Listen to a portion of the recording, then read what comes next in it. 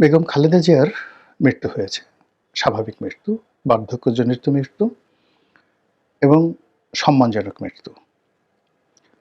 প্রকৃতি এমন একটা সময় তার মৃত্যু নির্ধারণ করেছেন, যে সময়টিতে তার সারা জীবনের যে কর্ম, তার সারা জীবনের যে অর্জন, সেই অর্জনের রাষ্ট্রীয় স্বীকৃতি, রাজনৈতিক স্বীকৃতি এবং প্রাকৃতিক স্বীকৃতির একটা সন্ধিক্ষণ রচনা হয়েছে ডিসেম্বর মাসের এই সময়টিতে। বোঝার চেষ্টা করুন যে বেগম খালেদা জিয়া যদি আজ থেকে ২ বছর আগে ইন্তেকাল করতেন, তাহলে তার মৃত্যুর পরে তার যে শেষকৃত্য, এটা কেমন হতো? নিঃসন্দেহে আজকের মতো হতো না। ২ নম্বর হলো যে তার মৃত্যুর পূর্বক্ষণে তিনি দেশ এবং বিদেশের চিকিৎসা সেবা পেয়েছেন। তার প্রিয়জনদেরকে তিনি পেয়েছেন কাছে, তার সন্তান, তার নাতি, তার পুত্রবধূ সবাইকে তিনি কাছে পেয়েছেন। এক অনন্য জীবনের পরিসমাপ্তি। তৃতীয়ত, এটা বর্ষাকালে হতে পারত, কিন্তু বর্ষাকালে না হয়ে এমন একটা সময় হয়েছে যে সময়টিতে দেখা গেল যে মানুষের শোক প্রকাশ, মানুষের আবেগ প্রকাশ, জানাজাতে অংশগ্রহণ করা থেকে শুরু করে সব কিছুই প্রকৃতি অবারিত করে দিয়েছে। এরকম মৃত্যু, এরকম সম্মানজনক মৃত্যু, এরকম মহিমান্বিত মৃত্যু আমাদের এই সমাজে খুব অল্প মানুষের ভাগ্যে জোটে। তার ব্যাপারে আল্লাহর সিদ্ধান্তই চূড়ান্ত, আল্লাহই ভালো জানেন। আমরা শুধু দোয়া করি অনন্ত লোকে তিনি যেন সুখে থাকেন, শান্তিতে থাকেন। এখানে একটা বিষয় হলো যে বা যারা তাকে আঘাত করার চেষ্টা করেছেন বিভিন্ন সময়টিতে, কার্যত এখন অবস্থা দৃষ্টে মনে হচ্ছে যে তার জন্য উপকারের কারণ হয়ে দাঁড়িয়েছিল। যেমন তিনি যখন জেলে গেলেন, তার এই যে জীবিত কিন্তু তিনি জেলে আছেন, এই সময়টিতে নেতাকর্মীদের মধ্যে, বিএনপি নেতাকর্মীদের মধ্যে যে বন্ধন তৈরি হয়েছিল, যে মহব্বত তৈরি হয়েছিল, সেটি এখন বিএনপি তার সুফল পাচ্ছে। তার অবর্তমানে তার সন্তান যেভাবে নেতৃত্বে এগিয়ে এসেছিল এবং তার কোনো ওয়ে ছিল না। তিনি যতদিন বাইরে ছিলেন তখন হয়তো তারেক রহমান সাহেবের নেতৃত্ব 30% ছিল দলের উপর, কিন্তু যেই মুহূর্তে তিনি জেলে গেলেন তখন তারেক রহমান সাহেবের নেতৃত্ব চলে এলো 95%।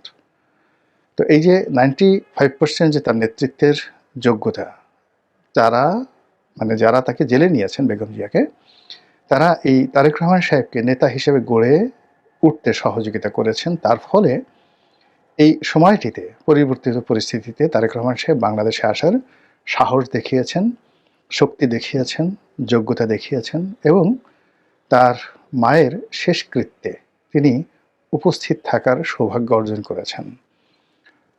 তো এই যে খালেদা জিয়ার জীবনে যে ঘটনা ঘটল, বাংলাদেশে আরও একজন প্রবীণা রাজনীতিবিদ শেখ হাসিনা, তিনি যদিও বেগম জিয়ার মতো রোগাক্রান্ত নন। বেগম জিয়ার দুটো খুব সিরিয়াস সমস্যা ছিল।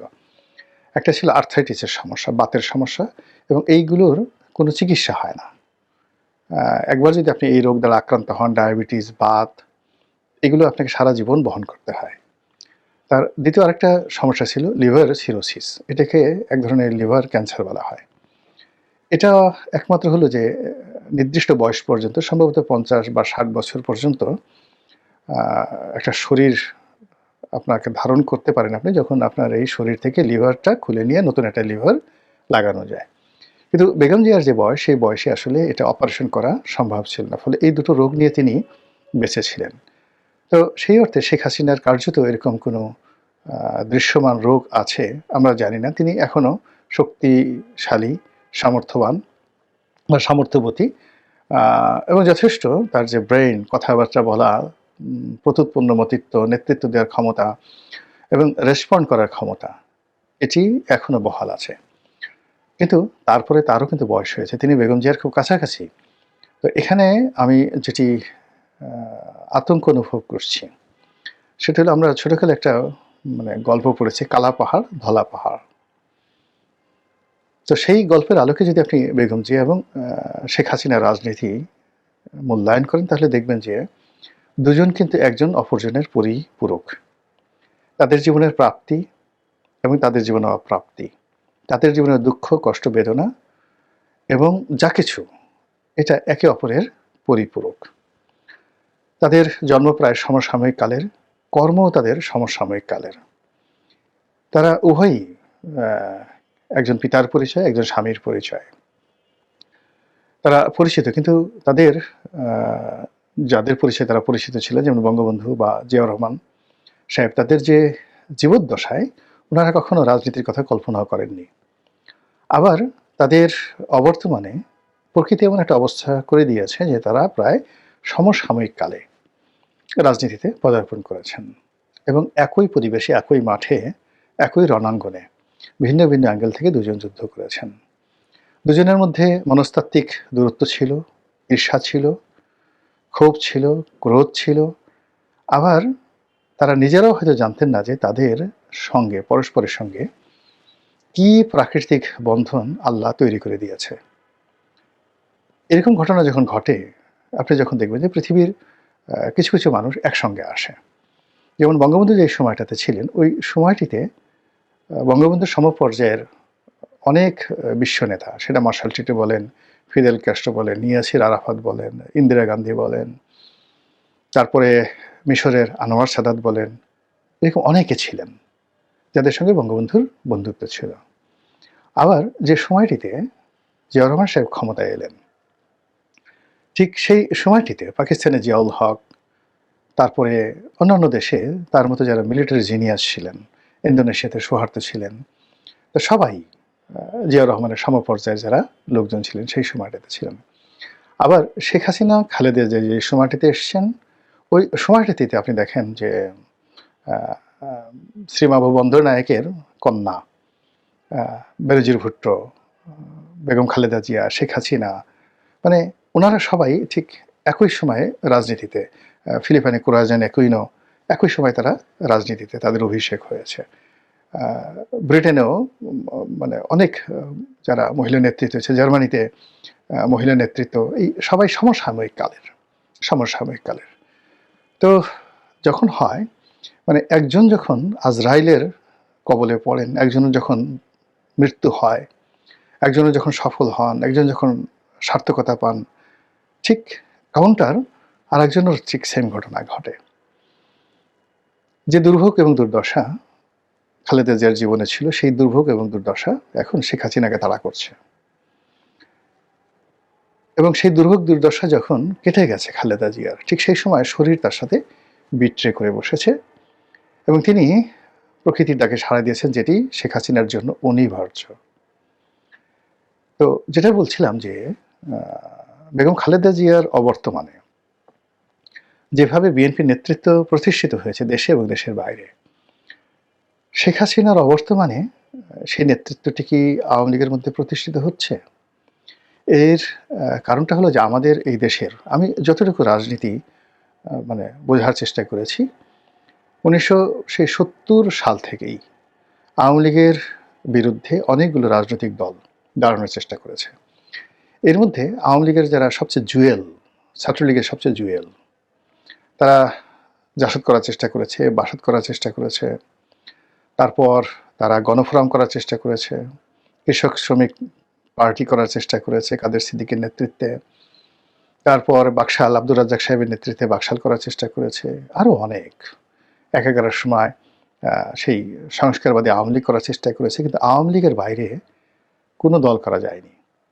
একইভাবে বিএনপি বহুবার ভেঙেছে, বহু লোক গিয়েছে, তৃণমূল বিএনপি, তারপর এসেছে জনতা দল, আরও কত দল, কিন্তু বিএনপির বাইরে নেওয়া যায়নি। জিয়া পরিবারের বাইরে, শেখ পরিবারের বাইরে রাজনীতি নেওয়ার বহু চেষ্টা হয়েছে, এখনো হচ্ছে, কিন্তু কোনো অবস্থাতে হালে পানি পাচ্ছে না। আমাদের দেশের প্রকৃতি এবং পরিবেশ কেন জানি এই পারিবারিক ট্র্যাডিশন এবং এই দুটো দলের রাজনীতির মধ্যে তারা মানে যাকে বলা হয় নিজেদেরকে কেন্দ্রীভূত করে ফেলেছে। তো সেই অর্থে বিকল্প চেষ্টা করা যেতে পারে। আপনি ধরুন এই যে গত 17 মাস ধরে বা 16 মাস ধরে জুলাই আগস্ট বিপ্লবের পর ডক্টর মোহাম্মদ ইউনূস কি না করেছেন, জামাত কি না করেছে এই সময়টিতে সকল ইসলামিক দলগুলোকে একত্র করার জন্য, কিন্তু তারা তো পারেনি। এনসিপি কি না চেষ্টা করেছে, এনসিপির সঙ্গে তাবৎ পৃথিবীর অনেক বড় বড় শক্তি চেষ্টা করেছে যে এই তরুণদের দলটি প্রতিষ্ঠা পাক, কিন্তু বানের জলের মতো তারা বিএনপির জোয়ারের সামনে ভেসে যাচ্ছে। এই যে একটা অবস্থা, সেই অবস্থার প্রেক্ষিতে বিকল্প নেতৃত্ব তৈরি করার চেষ্টা হবে, আগামীতে হবে, এখনো হচ্ছে, এবং এটা ভালো। কিন্তু তার সঙ্গে সঙ্গে যেটা আমাদের আছে, বিএনপি আছে, আওয়ামী লীগ আছে, এই দলগুলোর মধ্যে যদি ভালো নেতৃত্ব তৈরি হয়, যেহেতু এর বাইরে আমরা জনগণকে নিতে পারছি না, জনগণের মন মানসিকতাকে নিতে পারছি না, ফলে এই দলগুলোর মধ্যে যদি ভালো নেতৃত্ব তৈরি হয়, এই জন্য যদি আমরা সাহায্য করি, সহযোগিতা করি, বুদ্ধি দেই, পরামর্শ দেই, উৎসাহ দেই, তাহলে হয়তো দেশের জন্য তুলনামূলক ভালো হবে। এবং ওই যে একটা কথা আছে না যে এক গ্রামে এক ডাক্তার, হাতুড়ি ডাক্তার, ভীষণ রকম জনপ্রিয়। তো সেই গ্রামে একজন এমবিবিএস ডাক্তার এলেন। এখন এমবিবিএস ডাক্তার এলেন, কিন্তু এমবিবিএস ডাক্তারের কাছে কোনো রোগী যায় না। এমবিবিএস ডাক্তার দেখলেন যে এই জনপ্রিয় যে হাতুড়ি ডাক্তার, তিনি যে অপারেশন করেন, তারপরে তিনি যে দাওয়া দেন, ওষুধ দেন, অনেক ভুল হয়, ভ্রান্তি হয়, এবং অনায়াসে তিনি যেভাবে সিজারিয়ান অপারেশন করেন, বড় বড় ফোড়া কেটে ফেলেন, তিনি দেখেন যেগুলো সফল হয়, কিন্তু প্রায় সব ক্ষেত্রে মৃত্যু ঝুঁকি থাকে। কিন্তু তিনি না ডাক্তারকে বোঝাতে পারছেন, না জনগণকে বোঝাতে পারছেন। তো সেই অবস্থাতে তিনি অনেক পরিশ্রম করে সেই যে হাতুড়ে ডাক্তার, তাকে সেই ডাক্তারের ট্রেনিং দিলেন, ডাক্তারি বই পড়ালেন, তাকে দক্ষ করলেন, অভিজ্ঞ করলেন, এবং অভিজ্ঞ করার পর দেখা গেল যে তিনি আর আগের মতো ওভাবে চিকিৎসা করেন না, ওইভাবে অপারেশন করেন না। তো আমরা যেহেতু আমাদের এই কাজগুলো আওয়ামী লীগকে দিয়েই করাতে হবে, বিএনপিকে দ্বারাই করাতে হবে, তো সেক্ষেত্রে এই দুটো দলকে নিরপেক্ষ দূরত্ব থেকে এই দলের কাছে কোনো আশা বেগম খালেদা জিয়ার মৃত্যু নিয়ে গুরুত্বপূর্ণ তথ্য দিল গোলাম মোল্লা রনি। না করে এদের যাতে ভালো হয় সেই বিষয়গুলো যদি পরামর্শ দেওয়া যায়, এদের যে মন্দ কাজগুলো রয়েছে সেগুলোকে যদি নিরপেক্ষভাবে সমালোচনা করা হয়, তাহলে হয়তো আমাদের যে রাজনীতি আগামী দিনে এই দুটো দলের মাধ্যমে তুলনামূলকভাবে ভালো হবে। ভারতের উদাহরণ দিই। ভারতে যখন রাহুল গান্ধী এলেন, তাকে নিয়ে সে কি ঠাট্টা, সে কি মস্করা, কিংবা সোনিয়া গান্ধী যখন এলেন, তাকেও নিয়েও কিন্তু প্রচণ্ড ঠাট্টা মস্করা হলো। ভালো মতো ইংরেজি বলতে পারে না, এরপরে পারিবারিক রাজনীতি, ইটালি থেকে এসছে, বিদেশি, রাহুল গান্ধী কি বুঝে, গর্দভ ইত্যাদি নানা রকম কথাবার্তা। কিন্তু এত কিছুর পরেও যখন কংগ্রেসের রাজনীতি গান্ধী পরিবারের বাইরে নেওয়া গেল না, তখন কংগ্রেসের মেধাবী এবং দেশের যত মেধাবী যারা লোকজন আছে, তারা সোনিয়া গান্ধী, রাহুল গান্ধী এবং প্রিয়াঙ্কা গান্ধী, তাদেরকে এমনভাবে গ্রুমিং করা হলো। সেই গ্রুমিংয়ের প্রেক্ষাপটে আপনি দেখেন যে আজকের যে রাহুল গান্ধী, তিনি একজন বিশ্বমানের নেতায় পরিণত হয়েছেন, অথচ 10 বছর আগে তাকে পাপ্পি হিসেবে ডাকা হতো। পাপ্পি। তো পাপ্পি বলতে কি, মানে আপনি বুঝেন যে আমি আর বললাম না সেই শব্দটি, তাকে পাপ্পি হিসেবে বা পাপ্পা হিসেবে ডাকা হতো। সেই পাপ্পি বা পাপা এখন পার্লামেন্টে বক্তব্য দিলে সারা দুনিয়ার মানুষ মন্ত্রমুগ্ধের মতো শুনে। তিনি যখন মিডিয়া ফেস করেন, সারা পৃথিবীর মানুষ তাকে শোনে। আর প্রিয়াঙ্কা গান্ধী, তিনি তো একেবারে ডুপ্লিকেট হয়ে গেছেন ইন্দিরা গান্ধীর, কি পার্লামেন্টে কি বাইরে। তো এটা ভারতের যে সিভিল সোসাইটি তারা সহযোগিতা করেছে। তো আমাদের দেশেরও রাজনীতির যে বাস্তবতা, এখানে আসলে খুব বেশি পণ্ডিত, খুব বেশি পাণ্ডিত্য, খুব বেশি যাকে বলা হয় দেশি বিদেশি ডিগ্রিধারী লোকজন যারা আছেন, তারা আমাদের এই রাজনীতির আবহাওয়া বা হাওয়া বাতাসে বড় হতে পারেন না। যেভাবেই হোক না কেন, রাজনীতির যে ট্র্যাডিশনটা হয়ে গেছে, ঐতিহ্য হয়ে গেছে, এর বাইরে আমরা যেতে পারবো না। তো সেক্ষেত্রে বিএনপি এখন ভালো একটা জায়গাতে আছে, তাদের অনেক দায়িত্ব কর্তব্য আছে, আমাদের নাগরিক সমাজ তাদেরও আছে, এবং আওয়ামী লীগের যারা লোকজন আছেন তাদেরও আছে। তাদেরকে বুঝতে হবে যে একই সময়ে শেখ হাসিনার এবং খালেদা জিয়ার যেভাবে উত্থান হয়েছে, একইভাবে আপনি মিলিয়ে দেখেন শেখ হাসিনা খালেদা জিয়ার জীবনে যে ট্র্যাজেডিটা এসছে, খালেদা জিয়ার এই মৃত্যুর পরে আপনি ধরে নেন প্রকৃতির নিয়ম যে শেখ হাসিনা বেশি দিন বাঁচবেন না, কোনো রোগ নাই, বালাই নাই, এটাই প্রকৃতির নিয়ম। তো শেখ হাসিনা যদি খুব অল্প সময়ের মধ্যে তিনি অসুস্থ হয়ে যান, নিষ্ক্রিয় হয়ে যান, তিনি যদি 1-2 বছরের মধ্যে অসুস্থ হয়ে পড়েন, একেবারে অসুস্থ হয়ে পড়েন, আমি আশ্চর্য হব না, কেননা the science of nature speak in a same way, প্রকৃতি এইভাবে কথা বলছে। তো এই যে বেগম জিয়ার মৃত্যুর সঙ্গে সঙ্গে আজরাইল যেভাবে শেখ হাসিনার চারিদিকে ঘোরাফেরা করছে প্রকৃতির নিয়মে, এটাকে যদি কগনিজেন্সে নিয়ে আওয়ামী লীগের লোকজন প্রস্তুত হয়, বিকল্প নেতৃত্ব তৈরি করে এবং রাজনীতিতে টিকে থাকার চেষ্টা করে, হয়তো তাদের জন্য ভালো ফলাফল বয়ে আনবে। কিন্তু তারা যদি যতদিন তিনি প্রধানমন্ত্রী ছিলেন ওভাবে মনে করেন যে তিনি 100 বছর জীবিত থাকবেন, 130 বছর জীবিত থাকবেন এবং শেষ দিন পর্যন্ত এখন যেভাবে তিনি কথাবার্তা বলছেন, আগে যেভাবে কথাবার্তা বলতেন, আরও 2 বছর পরে 5 বছর পরে তিনি এভাবেই কথাবার্তা বলবেন, আমি মনে করি না যে এটা ঠিক হচ্ছে। এটা এখানে আবেগ নিয়ে এই ধরনের চিন্তাভাবনা করা যায়। কিন্তু বুদ্ধি, বিবেক এটা যদি আপনি খাটান, প্রয়োগ করেন, তাহলে দেখবেন যে এটা একেবারে অবাস্তব। তো কাজেই সেই বেগম খালেদা জিয়ার মৃত্যুর পর আওয়ামী লীগের যারা অনুসারী তারা এটি অশনির সংকেত তাদের নেত্রীর জন্য মনে করে যদি এগোতে থাকেন, তাহলেই হয়তো ভালো হবে। মহান আল্লাহ সবকিছুর মালিক, তিনি ভালো জানেন। প্রকৃতিতে তিনি যে উদাহরণ সৃষ্টি করেছেন, সেই উদাহরণ থেকে আমি যতটুকু বুঝেছি ঠিক ততটুকু আপনাদের কাছে বললাম। ভুল এবং ভ্রান্তির জন্য আল্লাহর দরবারে ক্ষমা চাই। আসসালামু আলাইকুম ওয়া রাহমাতুল্লাহি ওয়া বারাকাতুহু।